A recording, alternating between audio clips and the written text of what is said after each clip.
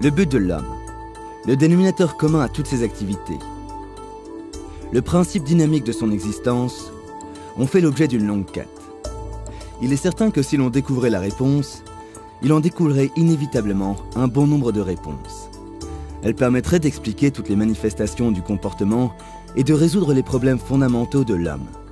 Mais ce qui est primordial, c'est que cette réponse soit pratique et utilisable.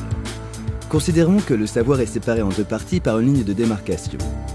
Tout ce qui se trouve au-dessus de cette ligne est mal connu et n'est pas nécessaire à la résolution des aberrations et des défaillances de l'homme. Dans ce domaine de la pensée viennent se placer des choses telles que la métaphysique et le mysticisme. Au-dessous de cette ligne de démarcation se trouve ce qu'on appelle l'univers fini. Toutes les choses appartenant à l'univers fini, qu'elles soient connues ou non, peuvent être perçues par les sens, expérimentées ou mesurées. On pourrait placer les choses connues de l'univers fini dans la catégorie des vérités scientifiques, quand elles ont été perçues, expérimentées et mesurées.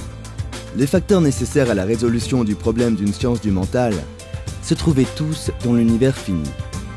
Nous les avons découverts, perçus, mesurés et expérimentés, et ce sont devenus des vérités scientifiques.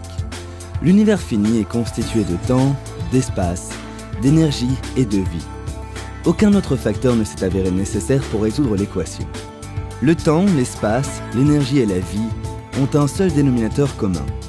En guise d'analogie, on pourrait dire que le temps, l'espace, l'énergie et la vie ont eu un point de départ, un point d'origine, et que l'ordre leur fut donné de continuer vers une destination quasi infinie. Il ne leur fut dit qu'une chose: quoi faire? Tous quatre obéissent à un ordre unique, et cet ordre est survie. Le principe dynamique de l'existence est la survie. On peut considérer que le but de la vie est la survie infinie, et l'on peut démontrer que l'homme, en tant que forme de vie, quels que soient ses buts et ses actions, obéit à une seule et unique injonction: survie. Que l'homme survive n'est pas un fait nouveau.